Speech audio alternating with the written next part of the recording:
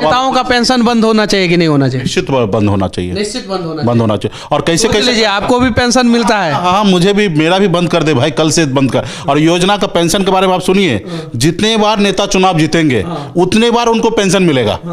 अगर मान लीजिए कोई नेता अगर ये अपनी जिंदगी में 5 बार चुनाव जीता तो 5 बार उनको पेंशन मिलेगा। 1 करोड़ युवा रोड पे घूम रहा है, उनको आप क्या कर रहे हैं? और 10 लाख करोड़ लोगों को रोजगार तो दे ही रहे थे ना। तो वही ना कि आप अगर सही से काम करते 14 से लेकर 24 तक आप 20 करोड़ युवा को रोजगार देते हैं।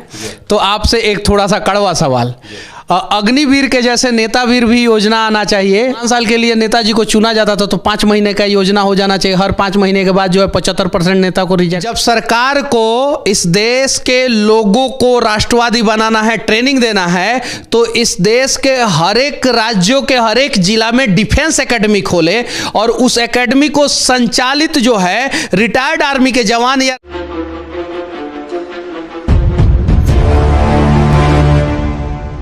अभी हमारे साथ मुकेश सहनी हैं जो बिहार सरकार में पूर्व मंत्री थे और वर्तमान में एमएलसी हैं। ये भाजपा के साथ ये मिलकर सरकार भी चलाए हैं। पहले का सरकार जो अटल जी के समय में आप सुनते होंगे कि भारतीय जनता पार्टी की सरकार है, वो आज वो सरकार नहीं है। ये जो आज का जो सरकार है, बड़े बड़े उद्योगपति के, बड़े बड़े लोगों के लिए सरकार है। गरीब, पिछड़ा, दलित, युवा के लिए हित में काम कर ही नहीं रहा। आज 75 साल आज़ादी के बाद हम लोगों ने संघर्ष करके एक ऊंचाई हमने पाया, लेकिन आपने देखा कि किस तरीके से हमारे साथ गलत किया। हमारे विधायक को ले लिया, हमें परेशान किया, हमें सरकार से बाहर कर दिए। तो खैर, हम लोग संघर्ष करने वाले लोग हैं, संघर्ष के रास्ते पे चलेंगे। लेकिन अभी तो खास करके भारत सरकार हद ही कर रहा है कि आपने देखिए कि किस तरीके से, इससे पहले आपने देखा कि 2-3 महीना पहले किस तरीके से रेलवे में भर्ती में किस तरीके से उन्होंने धांधली करने का कोशिश किया। देश के युवा रोड पे उतरे, कितने बड़े समस्या का सामना करना पड़ा देश के लोगों को। फिर अभी आप देखिए कि किस तरीके से योजना ला रहे हैं। भारत सरकार ने किस चीज़ को सोचकर रात को सपना आया और सुबह में योजना लॉन्च कर देते हैं। मतलब खास करके देखिएगा, ये सरकार को 2014 से लेकर 2 करोड़ लोगों को रोजगार देने की बात नरेंद्र मोदी जी अपने भाषणों में करते थे। अभी 13 राज्यों में चुनाव होने वाला है, 10 लाख पे आ गए हैं। 10 लाख युवाओं को रोजगार देंगे, लेकिन वो भी 4 साल के लिए। तो यही सब न गलत है ना कि आप देखिए कि बताइए कि सेना में भी भर्ती आप 4 साल के लिए कर रहे हैं और उसके बाद आप कह रहे हैं कि इसमें से हम 25% रखेंगे, आप 75% छाड़ देंगे। तो ये जो युवा जो 17.5 साल से लेकर 23 साल के युवा को सिलेक्शन में अभी लेंगे और 23 के बाद अगर 4 साल अगर उनको गिनते हैं तो 27 साल। इस उम्र में युवा जो है अपने भविष्य के लिए, अपने परिवार के लिए बेहतर सोचने का क्षमता रखता है। और इस समय में आप उसको उलझा के 27 साल के जब उम्र होगा उसको आप रोड पर ढकेल दीजिएगा। ये बताइए कि कहाँ से न्याय है? और पूरी दुनिया में बताइए। का कहना है कि जिस उम्र में बच्चे जो है मोबाइल में व्यस्त रहते हैं, उस उम्र में हम रोजगार दे रहे हैं और उसके बाद से जब रिटायर्ड होंगे तो 12 लाख रुपया जो है रिटायरमेंट के समय में दे रहे हैं। तो 12 लाख रुपया से नया धंधा करेंगे। और उसका क्या, जो अभी जो उम्र हो चुका है, जिसका बाल पक चुका है, जो आज कम से कम बिहार हिंदुस्तान में 10-15 लाख युवा, 15 करोड़ युवा रोड पे घूम रहा है, उनको आप क्या कर रहे हैं? और 10 लाख करोड़ लोगों को रोजगार तो दे ही रहे थे ना। तो वही ना कि आप अगर सही से काम करते 14 से लेकर 24 तक आप 20 करोड़ युवा को रोजगार देते और 20 करोड़ में आप 10 लाख युवा को रोजगार देने की बात कर रहे हैं। अच्छा, जो युवा सड़कों पे उतर के तोड़ फोड़ कर रहे हैं, सरकारी संपत्तियों को आग लगा रहे हैं, यानी पब्लिक प्रॉपर्टी को आग लगा रहे हैं, उनको क्या संदेश देना चाहते हैं? मैं तो ये बात मानने से तैयार नहीं हूँ कि युवा कर रहे हैं। उसके बीच में आड़ में कोई सामाजिक तत्व के लोग घूम रहे हैं, घुस रहे हैं, जो ये नफरत की राजनीति कर रहे हैं। और कौन करा रहे हैं उसके ऊपर जांच का विषय है। और मैं ऐसे युवा से भी कहूँगा कि धैर्य बना के रखें। हमारे भारत सरकार का संपत्ति वो आपका संपत्ति है, किसी नेता का नहीं है, वो आपका है। उसको नुकसान ना पहुँचाए। निश्चित तौर पर आपके लिए हम लोग खड़े हैं। तो आपसे एक थोड़ा सा कड़वा सवाल, अग्निवीर के जैसे नेतावीर भी योजना आना चाहिए। और जैसे 5 साल के लिए नेता को पहले चुना जाता था, जैसे 40 साल के लिए नौकरी तो 4 साल हो गया, तो 5 साल के लिए नेताजी को चुना जाता था तो 5 महीने का योजना हो जाना चाहिए। हर 5 महीने के बाद जो है 75% नेता को रिजेक्ट। निश्चित तौर पे बिहार के और देश के जनता युवा को मन में ये सवाल उठना चाहिए और सही उठ रहे हैं, और आपके भी मन में उठ रहे हैं, तो मैं आपको समर्थन करता हूँ आपकी बात को। ऐसा योजना नेता के लिए भी लाना चाहिए, और ये तो लाएंगे केंद्र सरकार को ही लाना है, हमारे लाने से तो होगा नहीं। और वो जब जैसे अगर नेता जब युवा के लिए अगर इस तरीके से ला रहे हैं, तो युवा को और या आपके मन में इस तरह का सवाल, नेताओं का पेंशन बंद होना चाहिए कि नहीं होना चाहिए? निश्चित बंद होना चाहिए, निश्चित बंद होना चाहिए। और कैसे कैसे आपको भी पेंशन मिलता है? हाँ, मुझे भी, मेरा भी बंद कर दे भाई, कल से बंद कर। और योजना का पेंशन के बारे में आप सुनिए, जितने बार नेता चुनाव जीतेंगे उतने बार उनको पेंशन मिलेगा। अगर मान लीजिए कोई नेता अगर अपनी जिंदगी में 5 बार चुनाव जीता, तो 5 बार उनको पेंशन मिलेगा, उतना बार पेंशन मिलेगा। तो आपको तो अभी एक बार मिलेगा। हाँ, मेरे को एक बार मिलेगा, और चाहे वो 10 दिन के लिए नेता बनिए।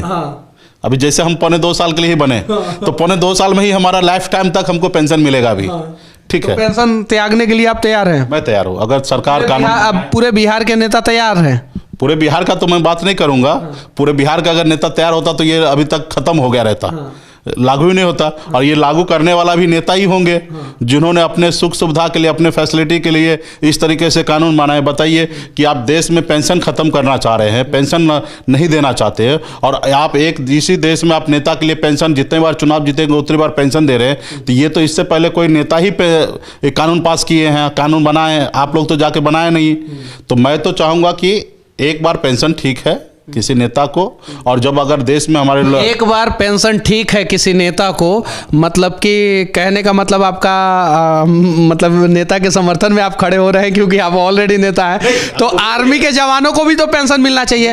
अच्छा, पैरामिलिट्री फोर्सेस के जवानों का पेंशन खत्म कर दिया गया, जो जान की बाजी लगाते हैं, CRPF, BSF, ITBP, SSB, pension खत्म कर देना चाहिए। 100 पैरामिलिट्री फोर्सेस को पेंशन दिया जाना चाहिए कि नहीं दिया जाना चाहिए? जो जान की बाजी कुर्बान कर देते तौर पे देना चाहिए, और खास करके जो भी सरकारी नौकरी में आए उनको पेंशन का एक दायरा सेटअप बना के कि उसको थोड़ा कम ही पेंशन हो, लेकिन मिलना चाहिए, ताकि उसके बुढ़ापा में उसके घर परिवार कैसे चले, उनके लिए सरकार को ख्याल रखना चाहिए।